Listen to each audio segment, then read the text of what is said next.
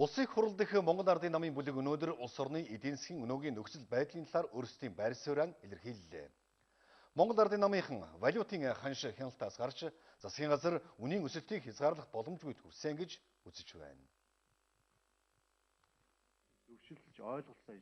Улсын их хурал дэх Монгол Ардын намын бүлгээс улсын их хурал болон засгийн газарт шаардлага хүргүүлж байгаагаа өнөөдөр мэдээлээ.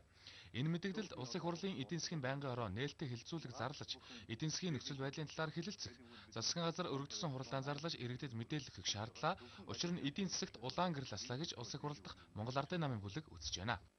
Ер нь эдийн засагт улаан гэрэл асчаад байгаа. Энийг бол ер нь улаан гэрэл асах нэ Монгол улсын эдийн засаг санхүүгийн байдал хүндрэх нэ гэдэг асуудлыг бүтэн өнгөрсөн 13 оны туршид Монгол Ардын намын бүлэг эрх баригч засгийн газар тавьж үүнд яаралтай урьдчилж арга хэмжээ аваачиг тавьж шаардаж ирсэн. Харамсалтай нь өнөөдөр байдал нэлээд хүнд боллоо. Монгол улсын валютын ханш одоо түүхэнд байгаа өндөр хэмжээнд хүрлээ. 1800 хүрч байна. Тийм болохоор бодит хөрсөн дээрээ бууж үннийг одоо ард түмнээс нуулгүй зөв хүчтэй хамтарч ажиллаж шилжих бас бид шаардаж өнөөдөр уриалж мэдээлэл хийж байгаа.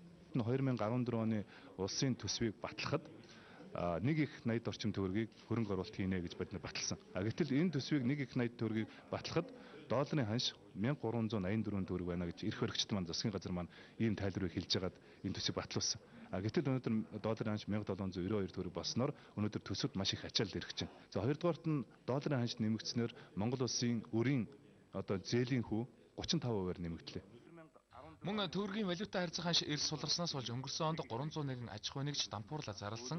Энэ оны эхний улирал дуусахад нэмж 500 компани үйл ажиллагаагаа зогсоох төлөвтэй байгаа нь эдийн засагт улаан гэрэл асныг нотолж байгаа гэж мэдээллээ.